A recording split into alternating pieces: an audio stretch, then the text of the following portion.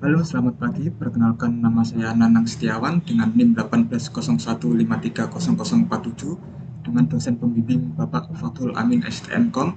Di sini saya akan mempresentasikan hasil dari skrip saya dengan judul Sistem Temu Kembali Informasi untuk Pencarian Jurnal Ilmiah Unisbank dengan metode Gaussian Similarity dan Rule Based Timing.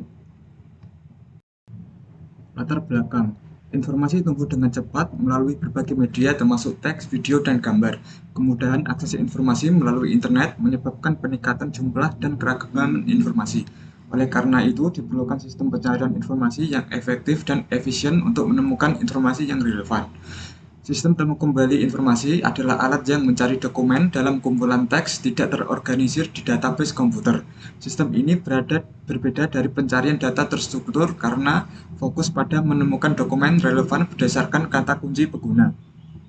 Jurnal ilmiah penting bagi mahasiswa sebagai sumber pengetahuan dan referensi tugas akhir. Namun, pencarian jurnal ilmiah yang relevan secara manual sangat sulit dan memakan waktu.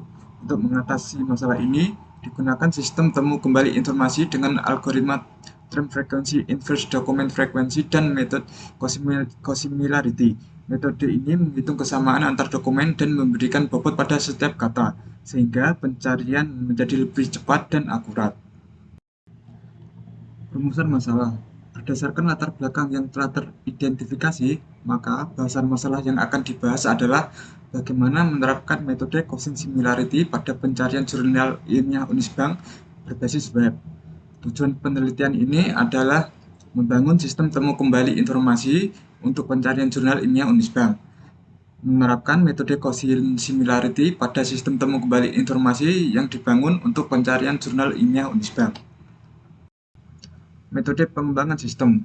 Metode pengembangan sistem yang dipilih pada penelitian ini adalah metode prototype.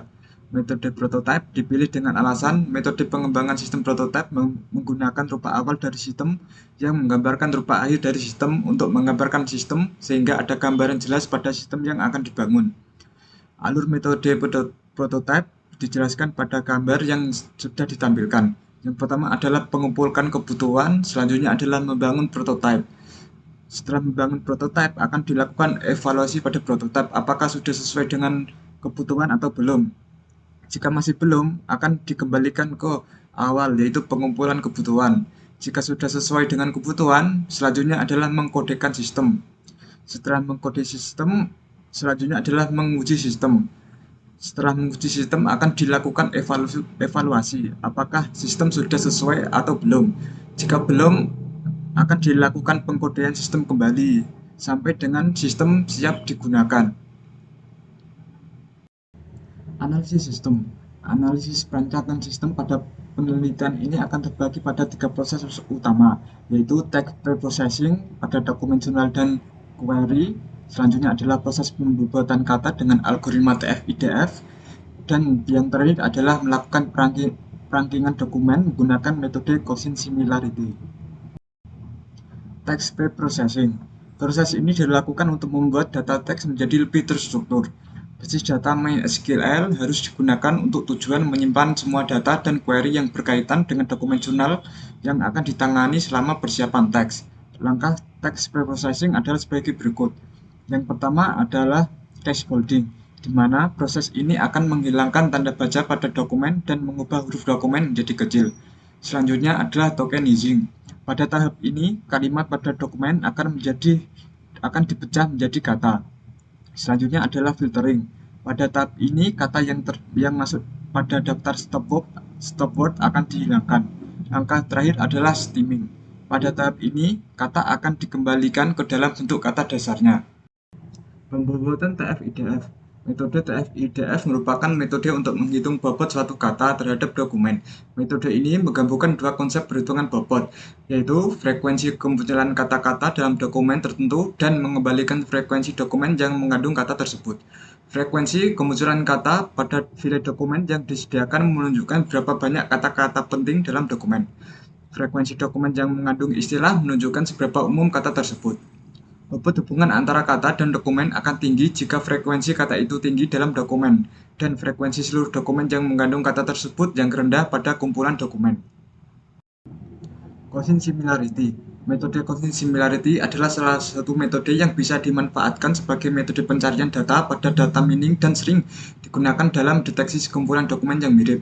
Cosine Similarity akan menghitung tingkat kesamaan antara dua buah atau lebih dari objek yang dinyatakan dalam vektor. Jumlahnya ada dua vektor dengan menggunakan kata kunci. Jadi, Cosine Similarity dapat digunakan dalam menemukan kemiripan dokumen dalam dataset dengan jumlah yang besar dan dapat lebih cepat dan sesuai dengan dokumen yang dicari. Cosine Similarity dirumuskan sebagai berikut. Q adalah vektor Q yang akan dibandingkan kemiripannya. D adalah vektor D yang akan dibandingkan kemiripannya. Q.D adalah dot produk antara vektor Q dan vektor D. Akar Q adalah panjang vektor Q. Akar D adalah panjang vektor D. Akar Q dot akar D adalah cross product antara akar Q dan akar D. WQI adalah bobot term pada query QI. WQIJ adalah bobot term pada dokumen QI. Istilah ke-J. I adalah jumlah term pada kalimat dan N adalah jumlah vektor. Implementasi sistem. Yang pertama adalah halaman pencarian. Halaman pencarian digunakan untuk mencari data jurnal berdasarkan kata kunci. Untuk melakukan pencarian, pengguna hanya perlu mengetikkan kata kunci pada form pencarian dan menekan tombol cari jurnal, seperti yang ada di gambar. Selanjutnya, sistem akan menampilkan hasil pencarian seperti yang ada di gambar. Halaman hasil pencarian adalah hasil pencarian yang telah selesai diproses menggunakan metode TF-IDF dan Cosine Similarity. Dokumen yang ditampilkan adalah dokumen yang memiliki kemiripan paling tinggi dengan kata kunci. Pengujian recall dan precision. Pengujian recall. Pengujian recall merupakan pengujian dengan menghitung jurnal relevan yang ditemukan dari seluruh jurnal relevan yang ada pada sistem. Recall didefinisikan sebagai berikut, yaitu jumlah jurnal relevan ditemukan dibagi dengan jumlah relevan yang ada pada koleksi. Selanjutnya adalah pengujian precision. Pengujian precision merupakan pengujian dengan menghitung rasio jurnal relevan yang berhasil ditemukan dari seluruh jurnal yang ditemukan. Precision didefinisikan sebagai berikut. Jumlah jurnal relevan yang ditemukan dibagi dengan jumlah jurnal yang ditemukan. Hasil recall dan precision. Pengujian dilakukan sebanyak 10 kali dengan kata kunci yang berbeda. Pengujian dilakukan dengan nilai batas ambang 0,05, yang apabila nilai kemiripan jurnal yang ditemukan di atas atau sama dengan 0,05, maka jurnal dinyatakan relevan. Sebaliknya, apabila nilai kemiripan di bawah 0,05, maka jurnal yang ditemukan dianggap tidak relevan. Pada pengujian dengan kata kunci rancang bangun, didapatkan nilai recall 1 dan nilai precision 0,43. Dengan kata kunci augmented reality, mendapatkan nilai recall 1 dan nilai precision 1. Dengan kata kunci kewirausahaan, mendapatkan nilai recall 1 dan precision 1. Dengan kata kunci rekayasa perangkat lunak, mendapatkan nilai recall 1 dan nilai precision 0,3. Dengan kata kunci pengembangan metode autentikasi keaslian ijazah, mendapatkan nilai recall 1 dan 0,04. Dengan kata kunci mahasiswa Unisbank mendapatkan nilai recall 0,8 dan nilai precision 0,3.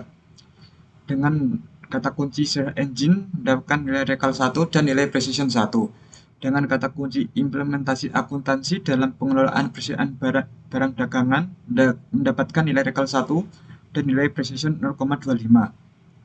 Dengan kata kunci pelatihan mendapatkan nilai recall 0,83 dan nilai precision 0,5. Dengan kata kunci publikasi ilmiah mendapatkan nilai recall 1 dan nilai precision 1. Dapat dilihat dari tabel, nilai rata-rata untuk recall adalah 0,8 dan nilai precision rata-rata adalah 0,4.